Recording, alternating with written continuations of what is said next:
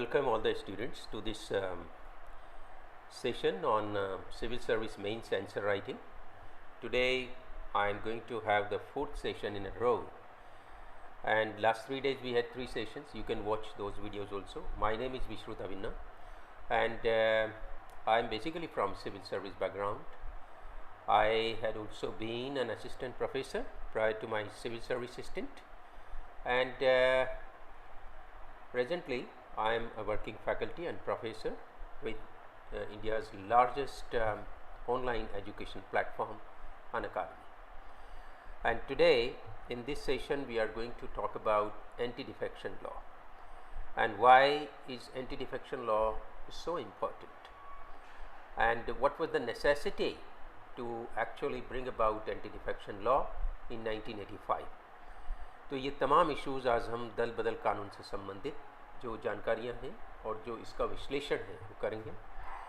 तो उसको करने से पहले सिविल सर्विस मेंस के आंसर राइटिंग के लिए कुछ बेसिक स्टेप्स जो पिछले वीडियोस में भी मैंने बताए थे, and again we can just have a brief recap of that कि आंसर राइटिंग जो मेंस के लिए हम करते हैं एग्जामिनेशन में, उसके लिए सबसे इम्पॉर्टेंट ये है कि प्रश्न पत्र में जो हमने क्वेश्चंस सेलेक्ट किए हैं, each and every question you should go through now at least 2 to 3 times and meticulously understand the questions very correctly and thoroughly. Unless you understand the question thoroughly, you will not be able to really brainstorm and write effective answers. So first and foremost thing which is necessary for you is to understand the question by reading it 2 to 3 times, and once you understand the question thoroughly, then you have to brainstorm what possible solution alternatives could be there, and out of a given few alternatives then you have to enlist 3 or 4 best alternatives. If you do not find so many alternatives, you can just have 1 or 2 alternatives also. If you have only 1 alternative, you will have no comparison. So better at least 2 alternatives you develop, and then analyze all these alternatives comparatively, that which would be rather more effective in the given situation, and then select the best alternative. Once you have selected the best alternative, half the job is done. Now relate it to some historical background as an introduction. See, every question generally will have some historical background, and if you think about historical background, you can very in a natural way develop introduction to your answer, and then develop main body as per the need of the question, and then organize the main body, all relevant points of the main body of the answer, and this organization has to be done very rationally so that examiner is able to understand what you really want to say. And also you should systematically develop the main body step by step, and finally conclude the answer with some optimistic conclusion. It is always better to give an optimistic conclusion for the simple reason that it will give the impression that you are a forward-looking, open-minded person. If you give pessimistic conclusion, then it will rather convey a very negative picture of your personality. So it is always better that we must conclude the answers to the extent possible optimistically, otherwise you can be neutral, and then at the end it is better and more advisable that you can just recapitulate, means just go through what you have written down in the answer and debug it, means see if any mistakes are there, you can make corrections. तो ये systematic steps है, 9 steps. यदि ये steps आप follow कर रहे हैं तो आप मेंस का कोई भी, मेंस का ही नहीं, आई मीन कोई भी जो answer writing based competitive examination है उसमें anything you can using these 9 steps you can always write a very effective answer. But the point is, should not miss out on even a single step. All the steps are equally important and no step is less important than others. Now as I said, introduction जो है, introduction कई तरीके से develop कर सकते हैं answer का. One of the ways to develop introduction, as I said, is by bringing into picture the background, and then effectively writing something from the background, and then taking it to what is happening in recent times, and then developing the main body in a very scientific, logical, and rational manner, and then conclude. Another ways could include, for example, relating the answer to a recent happening or a recent research finding. Or one way could be writing, a precise sentence of what would follow in your answer in detail. And then one of the ways could be defining the most important concept in the question asked. So in the question itself, what is the most important concept which has been asked? You can start with that and develop on that. These are some of the ways. Then when you develop the main body, then it is the actual content. So naturally you have to be very careful about it, and it should contain all dimensions irrespective of the nature of question. You have to develop to the extent possible all the dimensions. First brainstorm with all the dimensions. No dimension should be missed out, and look at the perspective in which you are writing the answer, and you have to have to the extent possible a multifarious perspective and multiple dimensions covered. No important dimension should be left out, because every issue has got so many dimensions, and selection in civil service would depend largely upon how holistically you can conceptualize the perspectives and dimensions of a particular issue. Therefore this point is by far the most important point. तो brainstorming का जो तरीका है वो आपको develop करना चाहिए, और उसके लिए I would suggest that you have to do more and more of reading and more of listening. So when you attend classes, then you can be very intent, listen carefully, and clarify all your doubts, and conceptually be clear about all the relevant issues. Plus also you must be reading some newspaper or the other, so that also you can follow and keep track of the developments concerned with a particular topic on a day-to-day basis. Then it should also contain all relevant concepts, facts and figures. Don't miss out on some very important or relevant concept. जहाँ पे आपको कोई supreme court का judgement coat करना ही चाहिए, तो वो अत्यंत आवश्यक है. जहाँ नहीं करें या चॉइस है हमारे पास कि it is up to our choice. In that case it's okay, but in order to make an effective answer, it is always better that you have to include in the answer every relevant fact, and that will not be possible unless you have actually gone through all the relevant dimensions of a particular issue. So that is why I am emphasizing more on listening and reading. Now one should try to address the positive as well as negative aspects. होता क्या है that sometimes when we go through a question, sometimes like we are overwhelmed by our own opinions, and we cannot understand fully the implication involved in the question. So don't try to impose your own opinion upon what the examiner is asking. Examiner may be wanting you to discuss both positive and negative sides with equal effectivity, and that requires you to be neutral. So neutrality means you have to look at the question with neutrality and then develop your dimensions. Only when examiner is asking you to discuss something, or he is asking you to comment on something, then you need to bring into picture your own opinion, and in that case also you have to see what is the context of the question, and accordingly you have to mention your opinion, whether you feel positively or negatively about that doesn't matter so much, but what matters is what is the context of the question.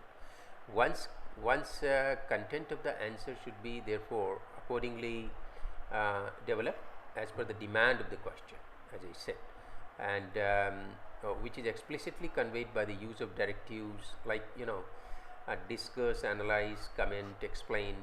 So if you are asked to explain, then you have to elucidate, you have to amplify on what the concept which is given, right? And you are asked to comment means then you can now take on to your own opinion also. Analyze means break it down into small manageable components and deal with each component and integrate them accordingly at the end, so as to come to a natural culmination, as conclusion, and discuss means you have to discuss all aspects of that particular theme. So conclusion, I already said that you have to naturally come to a conclusion where it should evolve, out of main body, and it's again important component of the answer and leaves final impression.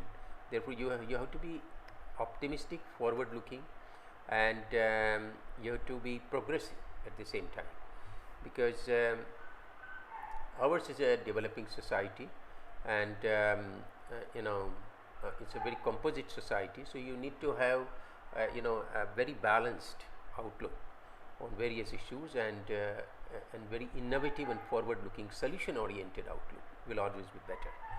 So what I'm saying that finally conclusion may vary as per the demand of the answer, but taking a balanced view, I already suggested, is always better, and providing suggestions and solutions to improve the problem or to solve the problem. And so it should be solution oriented answer, and not simply mentioning various dimensions of the problem. Problem is okay, but you have to also mention about what possible solutions could be there. Relating to the main content of the answer, it should be based on the present situation, like presently what is happening, should be able to correlate the issue with the present situation. जैसे आज के question में भी हम देखेंगे कि जो recent supreme court का व्यू है एंटी डिफेक्शन लॉ से रिलेटेड, उसको भी डिस्कस करेंगे, and then we will try to incorporate that in our model answer, and then summarize in a few words what you have already stated. Finally, that could be one of the ways to conclude. So now at the end of the day, what I'm saying is that answer writing is a big art, right? And as you know, like any other art, answer writing will also not come about so easily. A good answer, effective answer, convincing answer would take you a bit of time and a bit of introspection and deep thinking. But in any case, what I'm saying is that if you are intently listening to mentors and you are keen to grasp, then definitely you can do wonders. So what I'm saying is that Unacademy today, as you know, is #1 platform in the country in the field of civil service online education, and also in general, like in providing competitive examination preparation. And the reason for that is that the topmost educators in the country are today associated with Unacademy, as you all know, and you have a wide choice also there. So the best thing, India's best educators for UPSC civil service know more than 300 educators you have the access to once you take subscription on Unacademy, and you can rest assured that you will have the very best of educators available in the country today. So that is one very big plus point with Unacademy platform.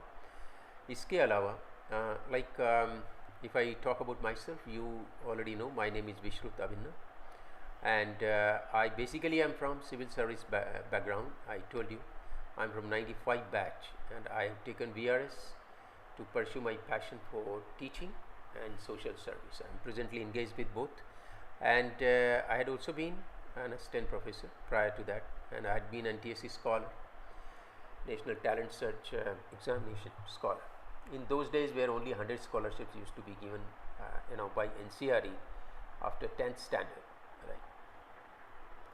So, and I have several medals, gold and silver medals to my credit. Now, what I'm saying is that why you should go for Unacademy as of now. The simple reason I gave you, one of the reasons is that you get to have the best educators, right? That goes without saying, and plus you get to have a wide choice of educators. You can attend my class, you can attend any other educator's class who is available online on the platform.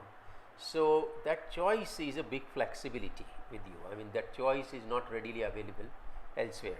So I think that is a very, very big plus point for you to join Unacademy. And as I said, widest choice of educators. This is one great reason. And then flexibility to change your course. You want midway to change, you can change, right? Unlimited views on lectures. You will have dedicated doubt solving sessions are there. Printed comprehensive notes you are provided, end-to-end preparation, and live mentorship is there. You can have a direct connect with the educators, and You seek solutions to all your doubts, and daily answer writing practice sessions for mains. Also, like this year, recent civil service results you might have already seen. Unacademy has given 178 plus selections, which is, I think, a very whopping, stupendous number, looking at the fact that we had been in the field only just a few years, right, compared to others who had been there for decades. So achievement that way is quite laudable. I mean, I'm not saying because I belong to Unacademy, but you look at the length of time in which it has been there, and see all India rank 3, 4, 5 and a whole lot of ranks, like you can verify on website also. And last year we had given 170 plus selections. So now this unbox you can use this referral code VN10, and as and when the unbox appears again, you will have 6 months extension in addition to your 1 year subscription. Plus, like Combat is there on 19th of June, so very shortly, day after tomorrow, it will be there 11 AM Sunday, and you will have to answer just 56 questions in 60 minutes, and it's a great opportunity for you to win scholarships, and like you can win up to 100% scholarship depending upon how many questions you correctly answer in the given time. And for that also you can use this entry code VN10 is my referral code, right? You can use there, and plus you also get instant prizes. Iconic is one subscription with Unacademy which is value loaded, right? So a lot of value additions are there in this. You get to have personal coach, live mentorship, and question answer practice sessions, study planner also, open house with educators also. So these are some of the value additions with Iconic, which otherwise with the plus combo generally are not there. But the difference is not much. If you see, like for 24 months here, like 3,394, these 5,256. What I'm saying is that plus combo subscription, Iconic combo subscription, if you match, you will find that by paying a little bit extra, you get to a lot of value additions, which is I think a really good booster for your preparation. Then also, like on the site, you can use VN10 as my referral code for all subscriptions, and pay online, right, for whatever subscription you want to see. Then if you are in need of money, if you are short of money and you want to achieve your dream to become an IAS officer, then you can even have online loan, and at 0% interest rate you can repay this loan in flexible tenures, right? This is also a very big benefit. Then free test series for UPSC civil service we have already launched. You use VN10 as a code for that, and weekly current affairs test is there. Then you can also watch my free special classes on polity and economy. Lots of them are available. You can have access code will be VN10, and you can watch them, and then you can decide on joining the main courses. Plus courses on Indian polity and economy. You can join me directly once you take the subscription. That if you have doubts, then we have placed very dynamic educators for doubt solving, and you can have all-time access to the team for doubt solving. We have already started these batches, bilingual batches and Hindi batches as well as English batches. 15th of June we have started, and a whole lot of other batches we are shortly going to start, so you can look for it and join the batches, right? Plus we are now optionals, a whole lot of optionals we are covering, so to say, that geography, history, sociology, anthropology also, and agriculture, mathematics, public administration, PSI, and these are just to mention a few which we have very recently launched. And also what I'm saying is that a whole lot of other choices on optionals you get to have. Once you join, you will have a very holistic preparation, so to say. Now, today I'm going to talk about anti-defection law, issues and implications of anti-defection law. Anti-defection law, as you know, is see, one of the most controversial laws which was brought about, दल बदल कानून जो है, it was enacted in 1985 when Rajiv Gandhi used to be the Prime Minister, and it was brought about through 52nd Constitutional Amendment Act in 1985. और इसकी ज़रूरत क्यों पड़ी थी? क्योंकि if you look at the entire spectrum of political parties and you look at the entire gamut of representative bodies in our country, then one thing is very clearly visible, and that is that people get elected on ticket of a particular political party, and after getting elected, when that party is in opposition and not as a ruling party, they defect that party and switch over to the other party to become ministers, and sometimes for the lure of money also, and sometimes for other extraneous reasons. So this is a kind of malady in a democratic system. A healthy democracy should not have defections, because people have voted that particular candidate thinking that he belongs to a particular party which has a particular ideology, and later on if this fellow defects and he goes on to some other party to become a minister, तो जो Aaya Ram Gaya Ram culture पहले होता था, Aaya Ram Gaya Ram culture क्या होता है, that this Gayalal, one of the Congress MLAs in Haryana, I am talking way back in 60s. So in just a short span of couple of weeks, he defected 3 times. He changed his parties 3 times.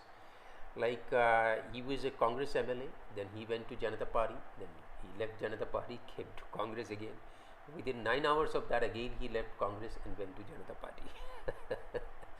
So it was such a it has been estimated that in 1967 to 1970 around, more than 1500 MLAs defected, went this way or that way. So what I'm saying, it was a very rampant problem. पहले ये बहुत ज़्यादा गंभीर समस्या थी, अब इतनी नहीं है क्योंकि एंटी डिफेक्शन लॉ है, पर फिर भी इसमें कई सारे लूपहोल्स अभी भी हैं. और very recently also you might have seen in Madhya Pradesh, Kamal Nath formed the government, but then Jyotiraditya Scindia, he left the party, he joined BJP. Then following him 22 MLAs also defected and they switched over from Congress to BJP, and all that happened, and then the government also changed, because before he could prove that majority, he had no majority, so he resigned. Kamalnath resigned, and then Shivraj Singh Chauhan, he formed the government. So what I'm saying is that defections are rampant. Not that anti-defection law has not stopped completely the defections. Defections are there, and we know the cases which happened in Manipur, in Jharkhand, in Rajasthan, Maharashtra, West Bengal, all of states. Everywhere we find that this problem of defections was there, and because this problem was very rampant earlier, and it is, in fact, if you look at it, it is not in the fitness of things as far as a healthy democracy is concerned. Healthy democracy would necessarily mean that people who are elected on a particular party ticket, they remain loyal to that party, right? But at the same time, anti-defection law in a way violates, Article 19, Clause 1, because every member of parliament has freedom of speech and expression, and he has freedom to say what he feels about a particular issue. But anti-defection law says that once party has taken a particular line of thinking, a particular stand on some particular issue, and whip has been issued, means whip is a political office, as you know, in parliament different parties have their whips, and whip's duty is primarily to muster all the people together and ask them to vote on particular issue in a particular on a particular line, in a particular way.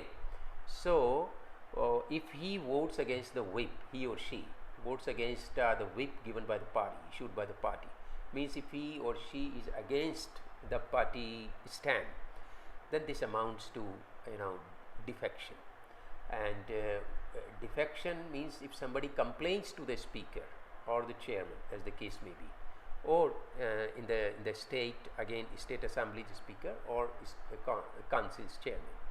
If somebody makes a complaint, then only case will be initiated, not otherwise. That is also one of the lacuna with the act, that somebody has to take the initiative. By itself, it will not become active.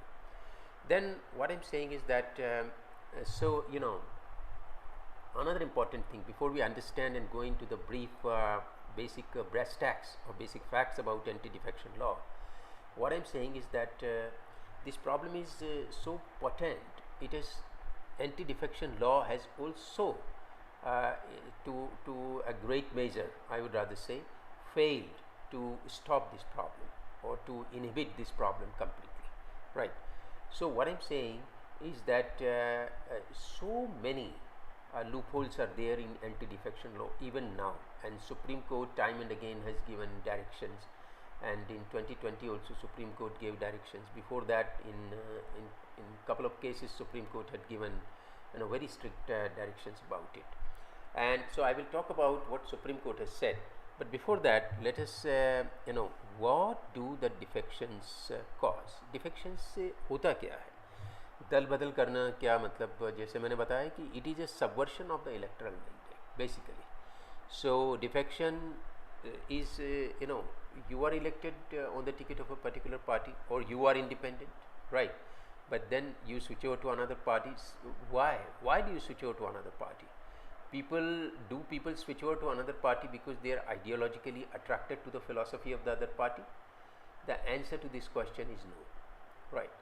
Generally, we have seen, rather invariably we have seen that people switch over to the other party to become ministers or to get some positions directly or indirectly, or sometimes they switch over to the other party for for sake of some reward or the other, like money. So we have seen cases where horse trading was there, a lot of horse trading, and other malpractices. So subversion of electoral mandate, because if we want to make our democracy successful, we will have to arrest this problem of defections. Otherwise, it has the potential of destroying the very fabric of democracy in our country. And I gave you one example, and there are so many examples. What happened in Manipur recently, and what happened in Rajasthan, what happened in Jharkhand. Lots of examples where people defected. Supreme Court has and then at times another problem is that invariably we have seen that the speaker, either in Lok Sabha or the state legislative assembly, he is from the ruling party, and speaker is supposed to take decision on defection cases because he is the authority as per the act. Although of course it is subject to judicial review, as Supreme Court has said in Jicheru's case also and other cases also. So what I am saying is that he he delays, वो कोई निर्णय न लें, and we have seen in some cases people who defected, they became ministers also, but still their cases were pending with the speaker. The speaker deliberately, purposely did not decide anything on those issues. So that also in fact is totally undemocratic and is completely unacceptable in any healthy democracy. So that is another major issue, that and then time limit is not set in the act, that within what time frame the speaker is supposed to decide on matters of defection. Time frame is not set. The time frame, very recently Supreme Court has said that in 2020 it said that within 3 months these cases must be settled unless there is an extraordinary warranting situation otherwise, right? जब तक कोई बहुत ही विशेष परिस्थिति ना हो जिसमें ये संभव ही नहीं है 3 महीने में उसको सेटल करना, तब तक वो ठीक है, पर in normal situations it should be settled within 3 months. This is what very recently in 2020 Supreme Court said. So I'll come to that, but still that act does not set the time limit, and the defection is subversion of electoral mandate by legislators and who get elected on ticket of one particular party and find it convenient to shift to another due to lure of ministerial birds or financial gains. तो basic कारण तो वही है कि या तो मंत्री का पद मिल जाए और या जो है फाइनेंशियल गेन्स उनको हो जाए. तो this patently subverts the democratic processes, and it is in any healthy democracy it is completely unacceptable. In fact, it is a kind of you know, not merely subversion of the electoral mandate. If you look at it from the perspective of an ideal democracy, right, it amounts to violation of the fundamental law, right. Then it affects also the normal functioning of the government, because not only normal functioning, it is, I mean, they topple the government completely, and in large majority. Another very important you know, defect with the act, Anti-Defection Law, in the 10th schedule, that you know, 2/3 people of a you know, legislative party, they can decide to defect, and they can decide to switch over to or merge with some other party. Then this is valid. Means large scale defections have been wholesale defections have been permitted, but retail defections are not permitted. A single individual can't do that, or 2 or 3, or a split is also not possible, because initially in the act a split was allowed, but subsequently by 93rd Amendment Act in 2003, this 91st Amendment Act in 2003, this split was disallowed, and only merger now is allowed. That 2/3 of the members can, you know, leave a party and join another party. The remaining 1/3 will also not be disqualified, and 2/3 who are joining the new party, they will also not be disqualified. This is a major lacuna with the system. In fact, when you are not allowing a single person to defect, why are you allowing so many people together to defect? I mean, that also shows that there is something politically lacking in the willingness of political parties who brought about this law. Otherwise, they should have thought of it, that why in the 91st Amendment Act also it was not done. Why only 1/3 of the people who split, they are you know, subject to disqualification, but 2/3 are not subject to disqualification. This is making a travesty or mockery of the law. When we एक आदमी चोरी करे तो गलत है, right, लेकिन 50 आदमी चोरी करे तो वो सही है, तो ये तो गलत है ना. I mean, this violates the fundamental law of the land, right. So why has it been permitted? This is a major lacuna in the entire law. Why Supreme Court is not taking cognizance of this? In fact, they should also take cognizance of this fact that when we have disallowed, 2/3 are permitted to split and move on to the other party. They will resign and face elections again, right. So again, like if voluntarily they resign, they become subject to disqualification. And in Sampath Kumar case, they have said that even the tendency or the actions they will show. It is not necessary that physically they resign, their actions and their tendencies will show that they have given up the party. So issues are there, what I am saying. So step by step we can just very briefly talk about some of the major issues concerned with this. And the infamous Ayaram Gayaram slogan was actually coined against the background of continuous defections by legislators in 60s. Just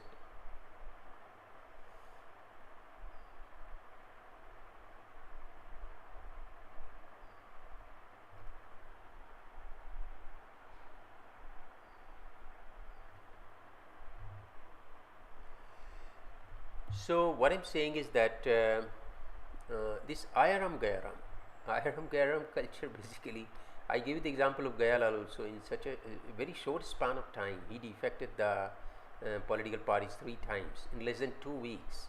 In fact, his last switchover was barely 9 hours. Like he first went from Congress to Janata Party and Janata Party to Congress, and then within 9 hours again he went to Janata Party. So, and it was so rampant. I told you that within 3 years, more than 1500 defections were there from 1967 to 1970, and a slogan was coined against the background of continuous defections by legislators in 60s, and defections lead to instability, and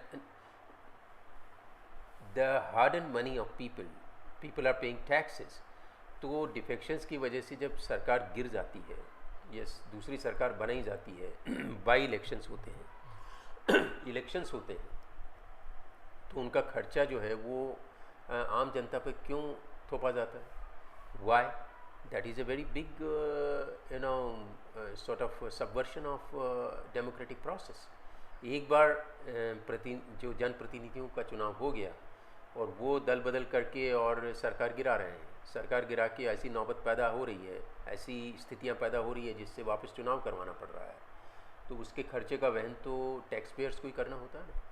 तो what I am saying is that is one of the serious things and is patently undemocratic.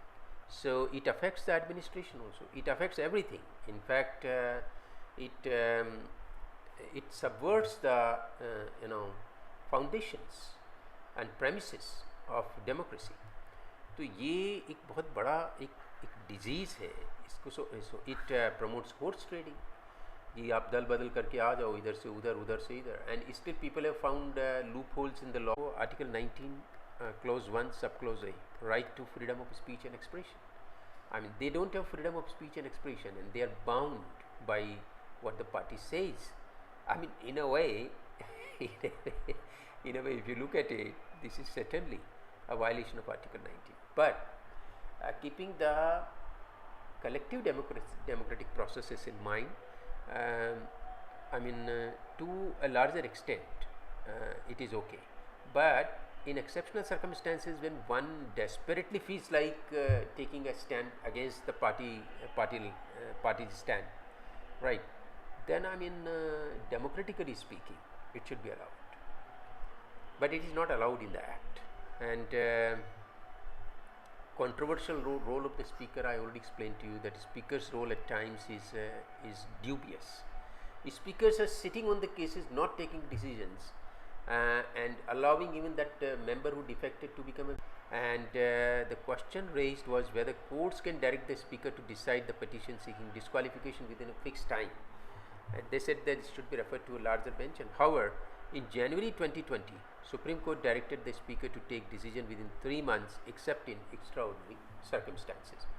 Recent case, Justice Nariman gave 4 weeks to Manipur Assembly Speaker to decide on disqualification question in a legislator's case. He also held that the reference was made on a wrong premise, right? So eventually what he was saying is that referring to the earlier Sampath Kumar case also, eventually what he was saying is that within a time frame of 3 months it should be largely decided. Unless failure to exercise jurisdiction is a recognized stage at which the court can now intervene. The court has thus opened a window for judicial intervention in cases when its speakers refuse to act within a given time. This augurs well for the enforcement of the law against defection in letter and spirit. So speakers must act, must not refuse to act, must act and decide this way or that, whatever, and then appeal can be made or review can be carried out by the higher court. So what is the way ahead in this situation? And then we develop the model answer to government stability. If government stability is an issue due to people defecting from one party to another, the answer for parties to strengthen their internal part of democracy. Political parties have to also discipline themselves, right? Discipline is not meant for others only, it is meant for political parties also, right? And there is an ardent need for legislation that governs political parties in India. Such a law should bring political parties under RTI scanner, strengthen intra-party democracy and all that, because as of now there is hardly any of these components existing with the political parties. And when all organizations in the country are highly regulated and subject to various laws, why not political parties also? And Speaker of the House or Chairman be the final authority in terms of defection affects doctrine of separation of powers. So in this context, transferring this power to higher judiciary or election commission may really curb the menace of defection. Election commission has also said that these cases should be actually logically go to election commission. And we know that disqualification of members in other cases, right, when we talk of Article 101 and 102, disqualifications are decided by President in consultation with the election commission. Only for defection this parallel procedure has been created. So let us examine this critically, comment on the Constitution's 52nd Amendment Act 1985 and subsequent amendments to the 10th schedule. So if we try to answer and develop a model answer, 52nd Constitutional Amendment Act was enacted by the central government in 1985 to discourage Ayaram Gayaram mentality, meaning regulating the movement of MPs from one party to another for political positions and monetary gains. It also added the 10th schedule to the constitution, but citing the various shortcomings in the original text, another amendment, 91st Amendment 2003, was enacted to remove the clause which protected mass splits under the legislation. So, 1/3 split that was now to become subject for disqualification, but 2/3 in case of merger is still valid. And this amendment to anti-defection law corrected a lacuna in the earlier law. It provided that anti-defection law will apply even in the case of split of a party, 1/3 members of a party joining another. Then merits of the 10th schedule, if you see, it helps in reducing corruption on the floor of the house to some extent by restricting inter-party movements of MPs. So this is one great advantage of this law which nobody can deny, and it helps in maintaining consensus among MPs of a single party on the floor of the house, and it helps in ensuring stability of democracy and preventing disruption of government on account of individual monetary greed. Then if you look at the demerits in the 10th schedule, like in the model answer I am trying to develop some of these points. It hampers individual thinking by enforcing will of political party on all members. I already spoke to you about violation of Article 19 Clause 1A and freedom of conscience, freedom of speech and expression particularly, and hampering freedom of expression. It doesn't differentiate between dissent and defection. So dissent and defection are two different things, but it doesn't differentiate between them. मतलब दल बदल करना और एक अपनी अलग राय अभिव्यक्त करना.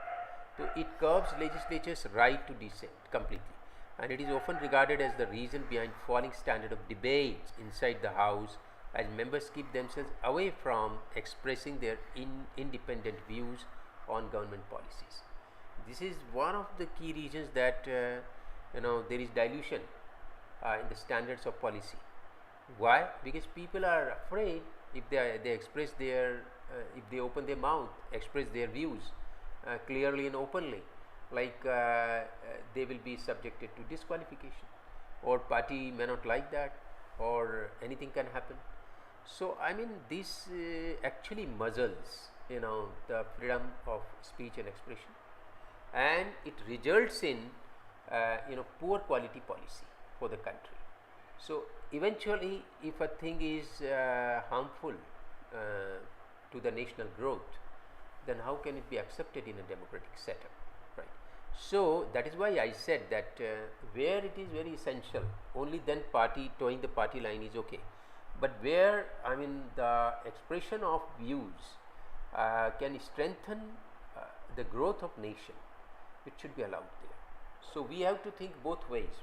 It's just unidirectional thinking will not do. So this novel idea has to be incorporated in the law in some way or another. That can be done easily. It's not such a big and difficult task. Then it provides the speaker with the right to decide on such cases who may not be able to judge impartially if they actually belong to the same party, which invariably we have seen what happened in Manipur.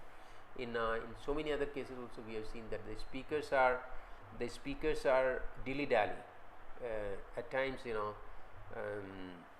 for no good reason, and then their Supreme Court has intervened, Supreme Court time and again, and recently in 2020 also it has given this directive that they should act within 3 months to the extent possible, right, unless it is extremely difficult for them to do so.